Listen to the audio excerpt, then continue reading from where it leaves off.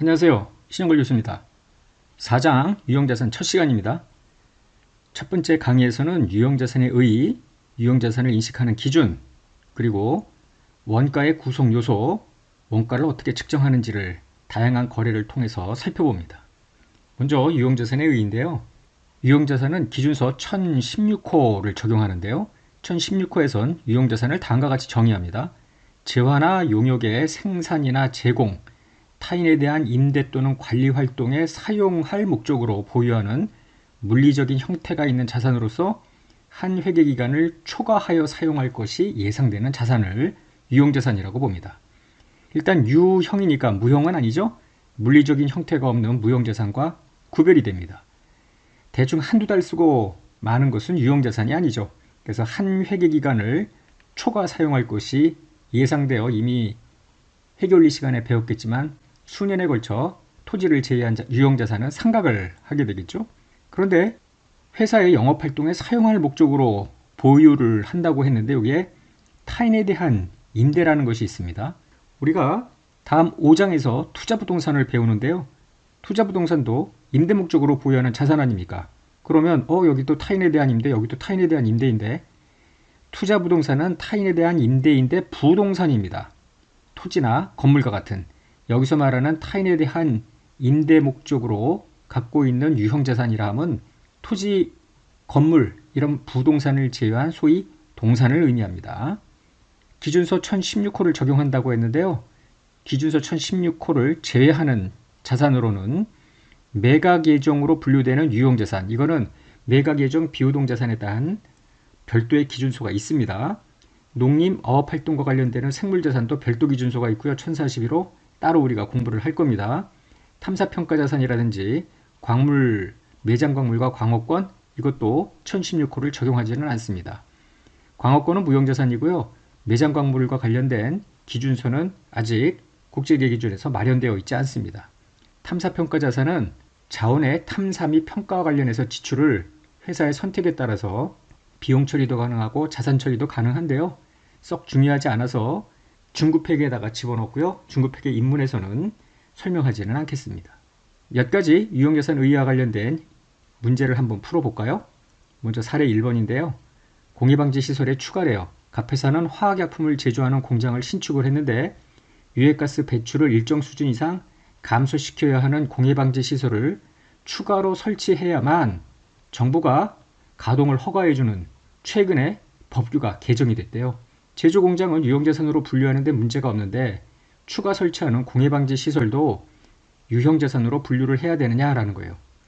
사실 이 공해방지 시설 요 하나만을 놓고 보았을 때 직접적으로 미래 경제적 효익을 가져오지는 않습니다. 그러나 공해방지 시설을 설치하지 않는 한 정상적으로 공장을 가동할 수 없을 거 아닙니까? 정부가 허가를 해주지 않기 때문이죠. 따라서 신축한 공장 건물로부터 미래 경제적 효익을 얻기 위해서는 반드시 환경 법규에 따라서 공해방지 시설을 설치를 해야만 하기 때문에 이것도 역시 유형자산에 포함을 시킵니다. 사례 2번을 보면 회사 소유 건물이 있는데 다양한 용도로 사용을 하고 있나 봅니다. 우리 회사는 지하 1층부터 지상 5층까지의 건물을 취득을 했는데 지하 1층과 지상 1층은 임대하기로 했고요. 2층부터 4층까지는 회사 업무용 공간, 마지막 5층은 직원을 위한 구내식당, 휴게실, 그리고 직원의 어린 자녀를 돌봐주는 어린이방 등으로 활용하기로 했대요. 이 경우 건물 전체를 유형자산으로 분류할 수 있겠느냐라는 것인데 일단 자가사용 부분하고 임대 부분은 분명히 구분이 돼야 됩니다. 지하 1층과 지상 1층은 임대키로 했기 때문에 이 부분은 투자부동산으로 분류를 합니다. 2층부터 4층까지는 업무용 공간, 즉 자가사용 부동산으로 분류하는데 전혀 문제가 없죠. 자가사용 부동산이 바로 유형자산입니다. 한편 5층은 직접적으로 업무용 공간은 아니지만 구내식당이라든가 휴게실, 직원의 어린 자녀를 돌보아주는 어린이방 등으로 활용을 하는데요. 직접적으로 5층의 활용이 어떤 경제적 효익을 창출하지는 않지만 경제적 효익을 창출에 간접적으로 기여를 한다고 볼 수는 있겠죠. 왜냐하면 종업원의 복지 향상과 관련된 지출이 여기에 있기 때문에 업무 만족도도 높아지고 이직률도 낮아지고 그러면 간접적으로 생산성이 높아질 것 아니겠습니까? 따라서 5층도 유형자산으로 분류하는데 문제가 없겠습니다. 사례 3번을 볼까요? 동물원에서 키우는 동물인데 동물원에서는 사자와 기린 등 여러 종류의 동물을 키웁니다. 이러한 동물을 유형자산 혹은 다음 챕터에서 배울 생물자산 둘 중에 어느 곳으로 분류를 하느냐라는 것인데요. 생물자산은 소위 농림어업활동을 영위해야 됩니다. 즉 판매 목적으로 동물을 키운다든가 아니면 수확물을 얻을 목적으로 동물을 키우는 이럴 경우에 생물자산입니다. 동물원의 동물들은 관람용 동물이고요. 동물원의 기본 영업활동 목적이 관람 아닙니까? 관람 수입이고요. 따라서 동물원에서 키우는 사자와 기린은 동물원의 본연의 영업활동, 즉 관람용으로 키우는 동물이기 때문에 당연히 유형자산으로 분류를 해야 되겠습니다. 자, 유형자산을 인식하고 측정하는 것과 관련된 회계처리를 보는데요.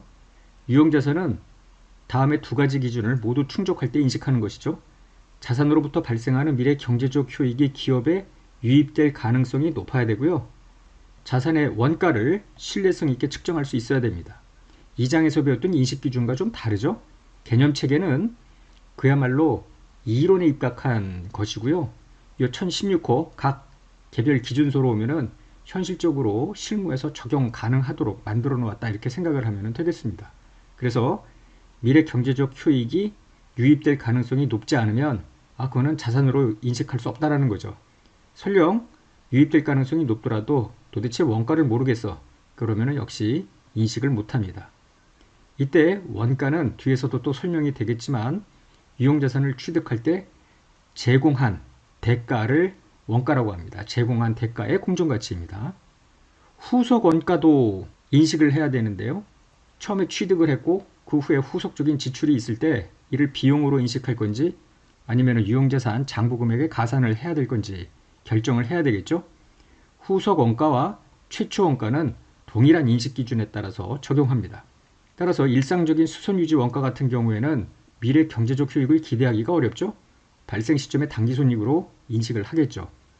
반면에 주요 부품을 정기적으로 교체나 대체 혹은 반복적이지만 비교적 적은 빈도로 대체되거나 비반복적으로 대체되는 이런 경우에는 이 대체와 관련해서 원가가 앞에서 보았던 인식 기준을 충족하는 경우에 즉 미래 경제적 효익의 유입 가능성이 높고 원가는 얼마인지 알 거 아닙니까? 대체할 때 지급한 대가를 알 수 있으니까 그렇다면은 해당 유형자산 장부금액에 가산합니다. 한편 2년에 한 번, 3년에 한 번 이런 식으로 정기적으로 종합검사를 할 때 들어가는 원가는 어떻게 할 건가? 이것도 역시 종합검사 과정에서 발생하는 원가가 유형자산의 인식기준을 충족한다면 이를 자산원가에 집어넣습니다. 분계를 한번 들여다보면 이렇습니다. 교체 또는 정기적인 종합검사 관련해서 현금 등이 지출이 되겠죠. 이걸 유형자산 장부금액에 집어넣고요. 교체되는 부분 혹은 직접 종합검사 관련해서 인식한 유형자산 장부금액이 일부 남아있다면 이를 죽여버립니다. 유형자산 죽이고 상각누계액도 죽이고 대차 불일치 금액이 있으면 처분 손실로 인식을 하겠습니다. 이때 한 가지 우리가 생각해 볼 게 뭐냐면은 정기적으로 교체를 해 혹은 정기적으로 종합검사를 해 돈이 꽤 들어가겠죠?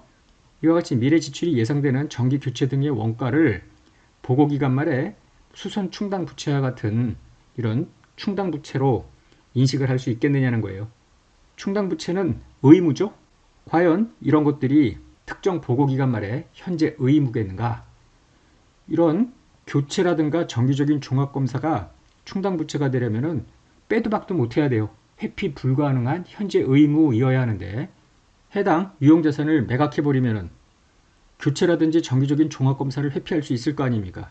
즉 지출을 회피할 수 있다면 현재 의무가 아니기 때문에 충당부채 인식을 할 수가 없습니다. 원가의 구성 요소를 볼까요? 앞에서 인식기준에서 미래 경제적 효익의 유입 가능성이 높고 원가를 신뢰성 있게 측정할 수 있어야 된다고 했는데 이 원가에는 어떤 것들이 들어가냐면 관세 및 취득 관련 세금 당연히 들어가고요. 매입 할인이나 리베이트가 있다면 이건 수익이 아니라 이것만큼 취득 대가를 덜 지급한 거기 때문에 구입가격에서 빼버립니다. 한편 2번 같은 경우에 경영진이 의도하는 방식으로 유형자산을 가동하는 데 필요한 장소와 상태에 이르게 하는 데까지 직접 관련되는 원가. 예를 들면 기기장치를 취득을 하는데 운반비, 설치비, 시운전비, 그래서 제대로 이게 지금 생산이 되는지까지 확인하는 그 상태에 이를 때까지 발생한 모든 원가가 전부 최초인식 원가로 들어가는 것이죠. 회계 올릴 때는 안 배웠을 것 같은데요. 요 3번 같은 경우는 자산을 취득을 했는데 내역연수 경과 후에 5년 후든 10년 후든 이를 해체, 제거해서 부지를 복구하거나 원상 회복을 해야 될 의무가 있어. 그러면은 미래에 소요될 지출을 추정하여 요거의 현재 가치, 프레젠트 밸류만큼을 원가로 집어넣습니다. 뒤에 가서 문제를 풀어보겠습니다. 그러면 하나하나씩 한번 뜯어볼까요? 또 먼저 구입가격인데요. 유형자산 취득 과정에서 부담한 관세나 취득세 등의 세금은 회피할 수 없죠. 유형자산 취득 원가에 포함합니다. 이때 취득 과정입니다. 그러니까 취득이 완료가 됐어. 그 후에 부담하는 세금, 보유세라든지 그 후에 부담하는 보험료라든지 이미 취득을 했는데 재배치한다든지 이런 것들은 원가의 구성 요소가 아닙니다. 앞에서도 얘기했지만 매입 할인이나 리베이트 최초 인식 시점에서 원가에서 빼는 겁니다. 필요한 장소와 상태에 이르게 하는데 직접 관련되는 원가의 사례가 있는데요. 유형자산의 매입 또는 건설과 직접적으로 관련되어 발생한 인건비, 설치 장소의 준비 원가, 최초 운송 및 취급 관련 원가, 이미 취득이 완료가 돼서 운송비, 그런데 회사 공장 건물 내에서 왔다 갔다 하느라고 운반비가 들었으면 그거는 아닙니다. 설치 원가와 조립 원가, 유형자산이 정상적으로 작동되는지 여부를 시험하는 과정에서 발생하는 원가, 이게 시운전비고요. 전문가한테 지급하는 수수료까지 들어가는데 이 5번과 관련해서 정상적으로 작동되는지 여부를 판단하기 위해서는 한번 제품을 생산해 봐야 될 거 아닙니까? 즉 시제품을 생산했고요. 여기에 원가가 들어갈 겁니다. 생산한 시제품을 그냥 쓰레기통에 버리긴 아깝잖아요. 싼 값으로 매각을 할 수도 있겠죠. 시제품의 순매각 금액, 시제품의 생산원가, 시제품의 순매각 금액, 요거는 원가의 구성 요소가 아니라 별도로 단기 비용, 단기 수익으로 집어넣습니다. 과거에는 시제품 생산원가와 순매각 금액, 이거를 원가의 구성 요소로 보고요. 최초 취득원가에 더하고 빼는 이런 회계 처리를 했는데 전 세계 여러 회사들이 시제품의 생산원가와 순매각 금액의 회계 처리를 다양하게 하고 있기 때문에 기준을 바꿨습니다. 그래서 시운전 과정에서 소요된 시제품 생산원가나 시제품의 순매각 금액은 별도의 손익으로 인식을 하는 것이죠. 따라서 5번에 해당되는 정상적으로 작동되는지 여부를 시험하는 과정에서 발생한 원가는 시제품 생산 및 시제품의 매각과는 상관이 없는 그런 원가라고 보면 되겠습니다. 다음은 유형자산의 장부금액에 포함하지 않는 예인데요. 자산으로 볼 수 없다라는 거죠. 유형자산이 경영진이 의도하는 방식으로 가동될 수는 있으나 아직 실제로 사용되지는 않고 있는 경우에 또는 가동 수준이 완전 주업도 수준에 미치지 못하는 경우에 발생하는 원가. 어쨌거나 여기서 핵심은 의도하는 방식으로 가동될 수 있대요. 그러면은 취득이 완료된 겁니다. 그때 취득이 완료될 수 있음에도 불구하고 아직 사용을 안 했거나 정상 주업도 수준에 미치지 못해서 발생하는 어떤 손실 같은 거는 이건 어쩔 수 없는 거죠. 단기순이익으로 다 집어넣습니다. 2번 유형자산과 관련된 산출물에 대한 수요가 형성되는 과정에서 아직 100개를 만들 수 있는데 수요는 10개밖에 안 돼. 기계장치를 놀려야 돼. 그래서 거기서 발생되는 가동 손실과 같은 초기 가동 손실 어쩔 수가 없는 거죠. 산출물을 생산할 수 있는 상황이 됐으면 이미 그 자산은 취득이 완료된 거잖아요. 그 후에 발생하는 어떠한 원가도 취득원가에 집어넣지 않습니다. 기업의 영업 전부 또는 일부를 재배치하거나 재편성하는 과정에서 발생하는 원가도 단기비용입니다. 재배치, 재편성 이전에 이미 당해 유형자산의 취득을 완료했을 거 아닙니까? 그 후에 발생하는 원가는 모두 단기비용입니다. 원성회복에 소요되는 원가를 추정해서 현재 가치를 복구 충당부채로 인식을 해야 되겠는데요. 예를 들어서 자산을 삽니다. 1000만큼 산다고 가정을 해요, 지금. 그런데 5년 뒤에 원상회복을 해야 돼. 원상회복은 한 200쯤 들어갈 것 같은데 이거의 현재 가치가 150이다. 만약에 그러면은 150만큼 복구 충당 부채를 인식을 하면서 전체 유형자산은 1150으로 인식을 하라는 겁니다. 이 복구 충당 부채만큼 최초 유형자산 인식금액에 포함을 하는 거죠. 그렇기 때문에 복구 충당 부채 해당액만큼 유형자산이 토지가 아닌 한 150에 해당되는 금액이 감가상각비로 인식이 되겠죠. 한편 복구 충당 부채는 이후에 어떻게 하느냐? 후속 회계처리인데요. 복구 충당 부채는 지금 좀 전에 보았듯이 1년, 2년, 3년, 4년, 5년 해서 200이 지출될 것 같은데 지금 땡겨서 현재 가치를 150으로 가정을 했잖아요. 이게 뭐 몇 %인지 회사가 이제 할인율을 계산을 해야 되는데요. 적용할 할인율 중급 회계 때 배우기로 하고요. 여기서는 그냥 임의에 뭐 2%든 5%든 할인율을 주면은 여러분들은 계산만 하면 되겠습니다. 그래서 만약에 현재 가치가 150이야.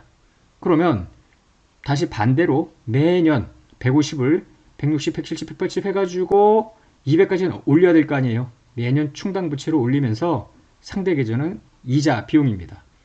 5년 뒤에 가면은 복구 충당 부채가 원래 추정했던 명목 금액으로 될 거 아니에요. 그때 복구 충당 부채 죽이면서 현금은 딱 200이 나갈 수도 있지만 더 나갈 수도 있고 덜 나갈 수도 있죠. 추정을 한 거니까. 그래서 복구공사 손익을 인식하면 되겠습니다. 결국은 원상회복 추적 원가가 200이었는데요. 200의 현재 가치, 즉 150만큼은 감가상각비에 들어가서 더 인식을 할 테고요. 추정 원가의 명목 금액, 즉 200과 현재 가치의 차이 150, 이 50은 위에 회계 처리에서 보았듯이 사용 기간에 걸쳐 이자 비용을 더 인식하면서 끝나겠죠. 자, 기계장치 최초 원가 얘 2번을 한번 볼까요? 갑회사는 공장 건물에 기계장치 한 대를 설치하고 제품 생산에 사용하기 시작을 했는데 다음 자료를 이용해서 기계장치의 최초 인식원가, 즉 취득원가를 계산해 보자는 겁니다. 구입 가격이 5만인데 이 5만 속에는 관세 2,500이 포함되어 있대요. 운반비, 설치비, 정상 작동 여부의 시험비, 시제품 생산, 시제품 순매각 금액 등이 나오는데요. 관세 당연히 들어가야죠. 5만. 여기에 만약에 리베이트가 따로 있다면 빼면 되는 겁니다. 운반비, 설치비, 정상 작동 시험비 전부 다 최초 인식 금액입니다. 그 대신에 시제품의 생산비와 순매각 금액은 별도로 비용과 수익으로 인식을 하겠죠. 따라서 이 금액만 최초 인식 금액이 되겠습니다. 예, 3을 볼까요? 원상회복 소유 원가 관련된 회계 처리인데요. 의뢰사는 지방자치단체 소유 토지에다가 구축물을 건설하고 3년간 소종의 사용료를 지자체에 지급하기로 했어요. 다만 3년 후에는 구축물을 철거하고 토지를 원래 상태로 되돌려 놓을 의무를 부담을 한답니다. 구축물 건설에 100만 원이 소요됐고요. 3년 후에 원위치 시킬 때 10만 원 정도가 발생할 것으로 지금 추정을 했다는 겁니다. 미래 10만 원을 지금 현재 가치로 할인할 때 적용할 할인율은 5%로 추정을 했습니다. 그러면 최초 구축물 취득 시에 일단 현금 100만 원 나갔죠? 구축물도 100만 원인데 3년 후에 복구 의무를 이행을 해야 되니까 이것도 회피불능 원가로 보는 겁니다. 3년 뒤에 원상회복 의무 10만 원의 현재 가치는 얼마인가? 5%로 땡겨와야죠? 세 번 이렇게? 그게 0.86384 현가계수가 주어져 있고요. 그래서 86,384만큼이 3년 후 지급할 10만 원의 현재 가치입니다. 이 둘을 합한 금액이 구축물이죠. 복구 충당 부채 36384는 매년 5%씩 증액이 되겠죠. 그래서 결국 올라가죠. 5%씩 계속 올리는 겁니다. 그거만큼 이자 비용 복구 충당 부채. 5년 후가 되면 복구 충당 부채가 10만 원이고요.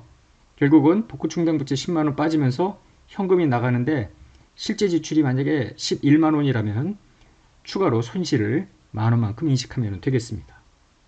교재 4장의 12쪽은 주석공시 사례로 한국수력 원자력의 유형자산 및 복구 충당 부채와 관련된 주석을 보여주고 있는데요.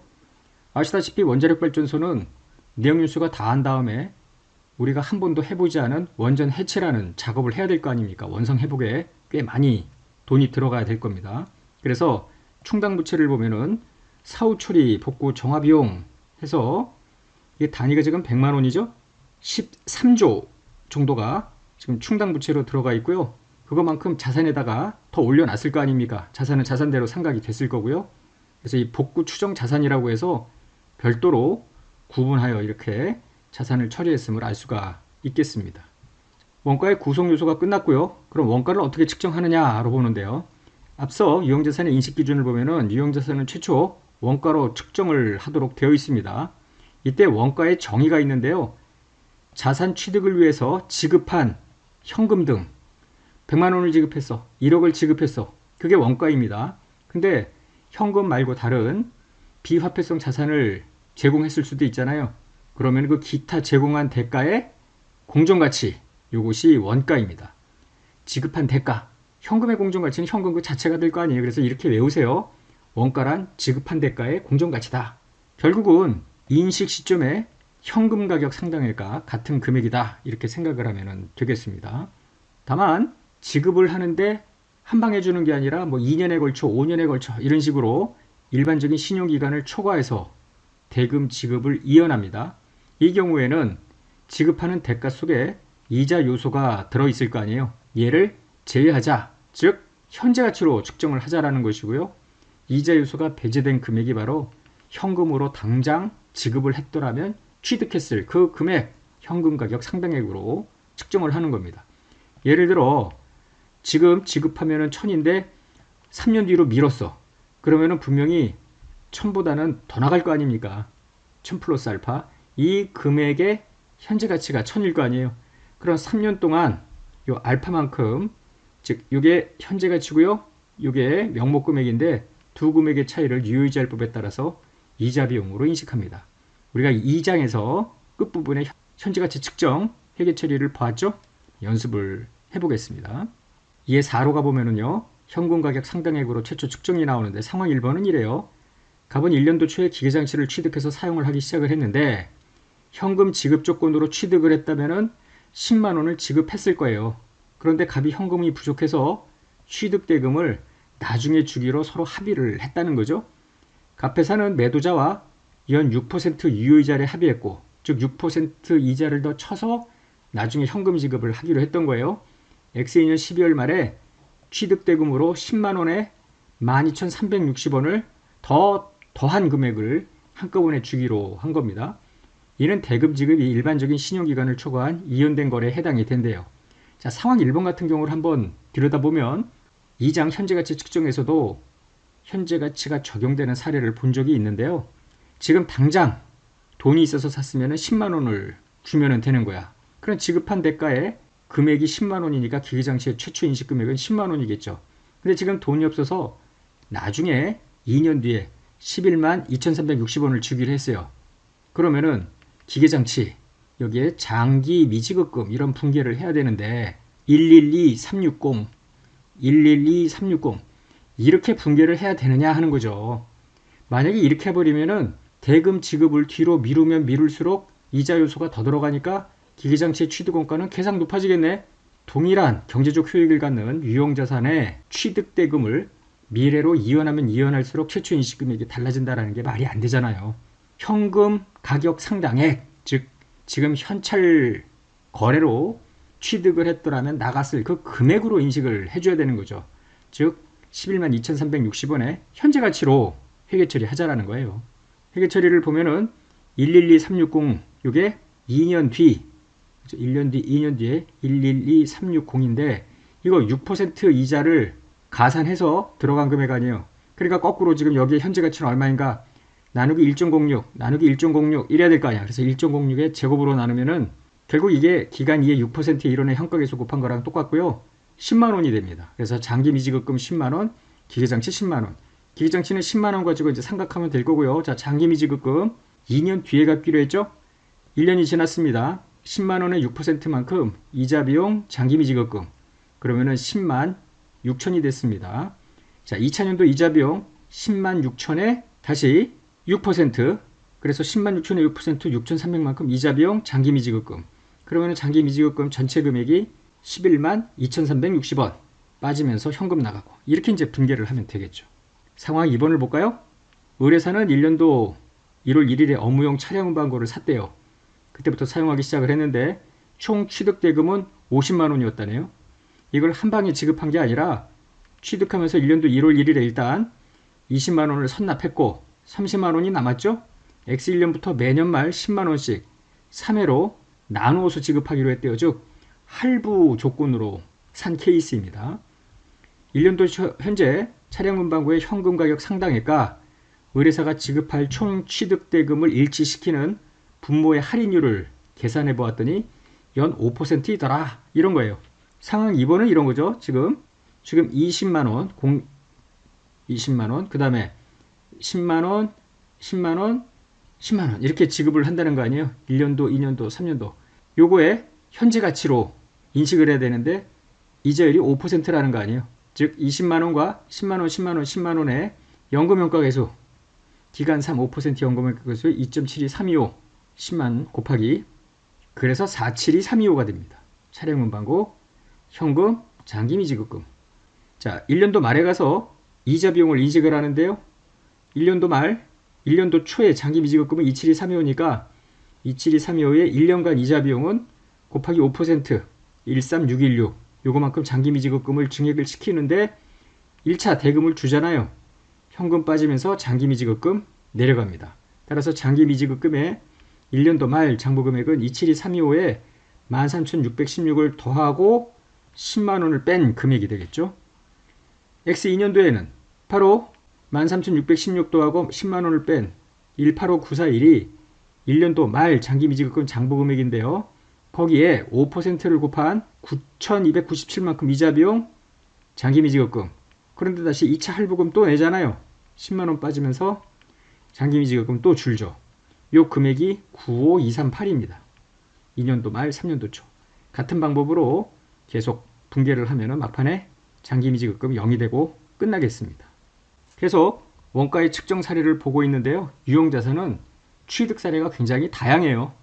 좀 전에는 취득을 하고 대금을 신용기간을 초과하는 미래로 이연했을 때 회계 처리를 보았고요. 이번에는 2개 이상의 자산을 한꺼번에 사는 건데요. 오늘은 일괄 취득까지 설명을 하고 끝내겠습니다. 가장 흔한 것은 토지와 토지상의 건물을 한꺼번에 취득하는 거죠. 그래서 땅이 있고 여기 건물이 있고 얘를 100에 취득을 했어. 그러면은 분계를 할 때 대변으로 현금 100, 차변에 이 토지와 건물을 따로따로 인식을 해야 될 거 아닙니까? 이때 이 100을 요 개별 자산의 상대적 공정가치 비율로 배분을 하는 겁니다. 뭐 6대4든 7대3이든. 그런데 지금 토지와 건물을 한꺼번에 사기는 샀는데 회사가 이 건물을 철거하고 자기 입맛에 맞는 새로운 건물을 신축하려고 해.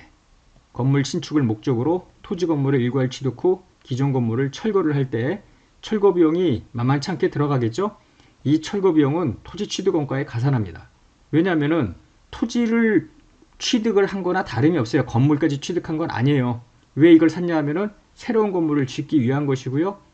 새로운 건물을 짓기 위한 상태에 이르기까지 발생한 모든 원가가 다 해당 자산의 취득원가 아닙니까?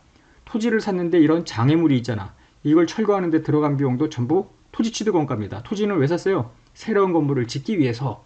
그러니까 새로운 건물을 짓기 위한 그 상태가 될 때까지 발생한 모든 토지 정지비가 다 토지 취득 원가가 되는 겁니다.